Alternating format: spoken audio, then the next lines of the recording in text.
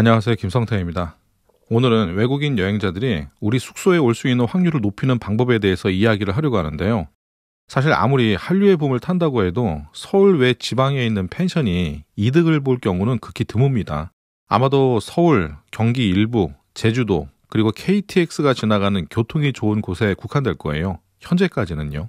그럼에도 우리는 이 해외에서 들어오는 외국인 관광객들을 서울 외 소도시까지 유입시킬 수 있도록 노력을 해야만 합니다. 국가가 밀어주는 좋은 정책도 필요하고 민간 개인 사업자의 노력도 분명히 필요합니다. 언젠가는 내국인의 수요로는 국내 내수 관광 경기가 좋아지지 못할 수도 있습니다. 일본은 내국인 관광 수요가 꽤 높아요. 그래서 저는 요즘에 일본의 사례들을 많이 좀 보고 있는 중이기도 합니다. 아무튼 지금 정답을 내놓자는 게 아니라 어떤 방식으로든 한 걸음 한 걸음 외국인 관광객을 지방 소도시까지 끌어올 수 있는 방법이 어떤 것들이 있을지 같이 고민해보자는 거예요. 그럼 오늘 이야기 시작해 보겠습니다. 한류는 이미 오래전서부터 시작이 됐습니다. 그리고 그 한류의 유행이 음악하고 드라마에 이어서 이제는 한국을 체험하고자 하는 분위기로 흐르고 있어요. 외국인 입장에서는 모니터와 귀로 즐기던 한국을 이젠 직접 방문해보고 느껴보고 싶은 겁니다. 이미 2019년 외국인 관광객의 한국 방문자 수는 1,750만 명이었고 코로나로 주춤했지만 작년, 그러니까 2024년 외국인 관광객의 한국 방문자 수는 1,636만 9,629명으로 집계됐습니다. 전년에 비해서 48.45%가 증가한 수치고 코로나 이후에 점차 회복되면서 증가되고 있는 추세예요. 아마 곧 2천만 명의 외국인 관광객이 방문한 날도 멀지 않았을 겁니다.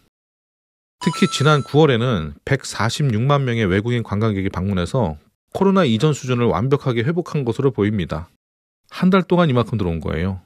이 관광객 숫자가 얼마나 대단하냐면요. 한 달 동안에 수원시하고 춘천시의 모든 사람들이 우리나라 여기저기를 여행하는 숫자하고 비슷한 거예요. 참 대단한 숫자죠. 그런데 대부분의 펜션과 같은 여행 숙소를 운영하는 분들은 이 외국인 관광객들에 대한 수요를 거의 받아들이지 못하고 있어요. 어쨌든 그럼 어떤 외국인들이 우리나라에 많이 방문을 할까요? 그리고 어떤 외국인들을 맞이할 준비를 해야 될까요? 작년 기준으로 우리나라를 가장 많이 방문한 사람은 일본이 232만 명으로 가장 많았습니다. 그리고 중국이 202만 명, 미국이 109만 명, 대만도 생각보다 꽤 많았어요. 96만 명이나 방문했고 베트남이 42만 명 순이었습니다. 이건 관광 기준 숫자입니다. 하지만 이게 숫자로만 볼 건 또 아니에요. 일본하고 미국, 대만은 자유여행자 수가 많기 때문에 작은 숙소에서도 목격이 가능하지만 중국, 베트남 관광객은 단체가 많습니다. 단체 경우에는 거의 서울하고 제주도에 머무는 경우가 또 대부분이고요. 물론 자유여행자들도 대부분 서울이나 제주도를 가장 많이 찾지만 최근에는 소도시를 여행하는 외국인 여행자들도 점차 늘고 있습니다. 외국인 입장에서 여행이 좀 편리해지도록 우리나라도 몇 가지 정책들이 개선되면 더 좋지 않을까 싶어요. 우리나라에 등록된 숙박업소의 수는 5만 개 정도가 돼요. 그중에 농어촌 민박업으로 등록된 곳은 2만 5천 개 정도가 되니까 아마 등록되지 않은 펜션 민박집들을 합한다면 한 3만 개가 조금 넘을 겁니다. 참 많은 숫자죠. 물론 경쟁도 굉장히 치열하지만 만약에 이 외국인 여행자들만 수용할 수 있다면 대단한 이득을 볼 수도 있을 거예요. 매월 외국인 여행자들이 엄청나게 들어오고 있습니다. 그리고 펜션 사업자들은 겨울에는 비수기라고 울상이지만 외국인들은 겨울에도 많은 수가 들어오고 있어요. 물론 다수는 서울에 국한된 여행을 하고 있지만 그렇다고 서울에만 머물러 있는 여행자를 바라보고만 있을 수는 없다고 생각합니다. 그래서 한국으로 들어오는 외국인 관광객들이 어떤 플랫폼으로 숙소를 예약하는지를 알아야 됩니다. 외국인이 숙소를 예약할 때 가장 많이 사용하는 플랫폼을 순서대로 보면은 1위가 부킹닷컴입니다. 그리고 2위가 아고다, 3위가 트립닷컴, 4위가 에어비앤비예요. 그런데 부킹닷컴, 아고다, 트립닷컴은 호텔이나 리조트를 예약할 때 선호하는 플랫폼이고 한옥이나 펜션, 감성 숙소를 찾는 외국인들은 에어비앤비를 주로 이용을 합니다. 자, 그럼 숙박사업자는 이제 이런 숙소 예약 플랫폼에 외국인들이 관심을 가질 만한 내용으로 잘 등록해서 노출시켜야 되겠죠. 그런데 어떻게 등록하는 게 유리할까요? 한류 바람이 불고 있으니까 한류를 이용한 마케팅 글쓰기를 하면은 외국 여행자들의 관심을 좀 더 쉽게 받을 수 있을 겁니다. 그런데 우리나라에서 유명하고 외국에서 인기를 끌었었던 드라마가 뭔지 아시나요? 이를테면은 겨울연가나 별에서 온 그대, 도깨비 그런 드라마죠. 그런데 그런 드라마의 외국판 영어 제목을 알고 있나요?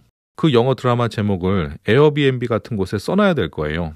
이를테면 이렇게요. 드라마에서 나온 겨울 연가나 도깨비 촬영 장소를 우리 숙소에서 경험할 수 있다라고 적어야 되겠죠. 또는 우리 숙소 근처에서 경험할 수 있다라고 적으면 될 겁니다.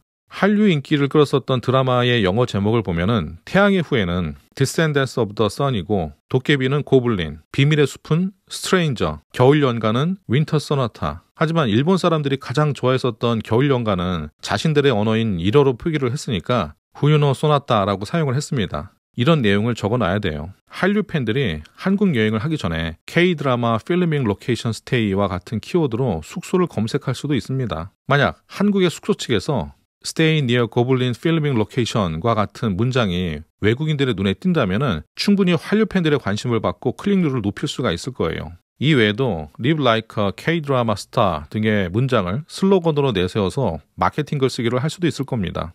그 외에 숙소를 소개하는 공간에 드라마 촬영지나 명장면을 그대로 따라한 사진들을 웹페이지에 기재하면 더 좋겠죠. 그 이후에 외국인 관광객이 더 늘어난다면 아마도 이런 댓글이 달릴 가능성도 있을 겁니다. 웰컴 기프트나 음식을 떡볶이나 한과 등을 제공하는 방법도 좋은 방법일 수도 있고요. 물론 어느 정도 응대가 가능한 분들이 유리할 거라고 생각이 들어요. 하지만 요즘에는 워낙 번역기가 잘 돼 있으니까 외국인이라고 그렇게 걱정할 필요는 없을 거라는 생각이 들기도 합니다. 잘 고민해보면 외국인을 목격할 수 있는 방법이 분명히 더 있을 거예요.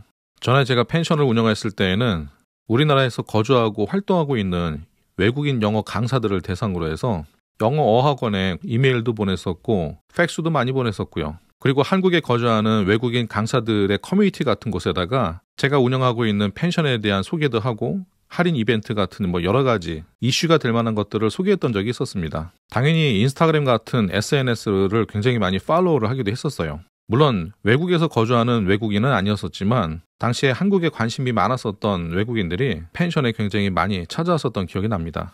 사실 그렇다고 아주 많은 숫자는 아니었었지만 저는 그걸 보고서 좀 가능성이 있다라고 판단을 했었어요. 물론 이런 방법 외에도 더 많은 방법이 있겠죠. 그런데 너무 앞선 생각일 수도 있겠지만 과연 어떤 숙소가, 어떤 펜션이 외국인들한테 관심을 받을까요? 아마도 제일 중요한 건 가성비가 좋은 숙소일 겁니다. 그리고 기왕이면은 주변 여행지 인프라가 좋은 곳일 테고요. 그럼 외국인들에게 어떤 숙소가 관심을 받을까요? 한옥이나 펜션, 감성 숙소를 찾는 외국인들은 에어비앤비를 주로 이용하고 에어비앤비에서 기대해야 하는 거는 5성급 호텔료와 같은 비용이 아니라 가벼운 숙소 비용을 기대하고 예약하기 때문에 에어비앤비에서 외국인을 목격하려면 가성비가 좋은 숙소가 유리합니다.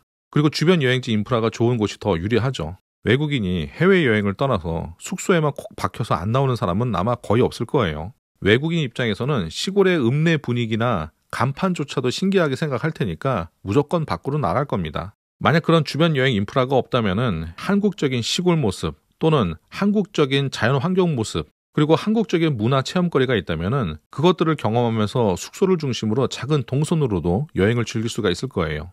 외국인 입장에서 그런 한국적인 모습을 느낄 수도 없다면 한국 가정식 제공이라는 컨셉으로 주목을 받을 수도 있을 것 같고요.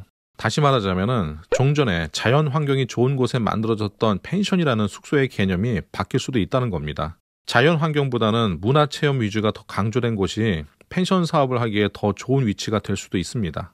물론 과연 그렇게 될까 하는 의구심은 저도 마찬가지지만 결국 앞에서 설명한 대로 지방에서 관광객을 수용하지 못한다면 이러한 부분은 우리에게도 국가에게도 분명히 해결해야 될 숙제라고 생각됩니다. 그러니까 아무 행동을 하지 않는 것보다 움직이는 게 중요하다고 생각을 해요. 관역을 한 번 쏴서 맞출 생각하지 말고 10번, 100번 쏠 생각을 하는 게 저는 맞다고 생각합니다.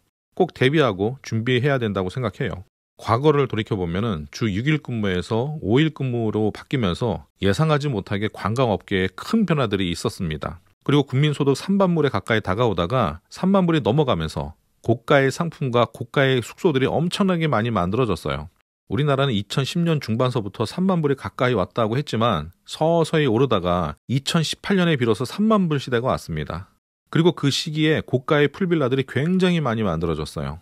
2017년, 2018년, 2019년 그리고 코로나가 덮치면서 풀빌라의 전성기가 찾아왔습니다. 물론 아직도 독채 또는 풀빌라의 붐은 끝나지 않았지만 분명히 또 변화의 바람이 불기 시작할 거예요. 국내 관광업을 살리기 위해서 또 어떤 정책을 내놓을지 모르고 또 어떤 게 유행할지 모릅니다. 그래서 저도 섣부른 판단을 하기는 어렵지만 여러 선진국들의 사례를 보면은 소도시들이 작아지고 쓰러져 갈 때쯤에 강력한 정책들이 나왔고 관광이고 경제고 대도시에 밀집된 것들을 풀어서 소도시로 확산하기 위한 노력들을 합니다.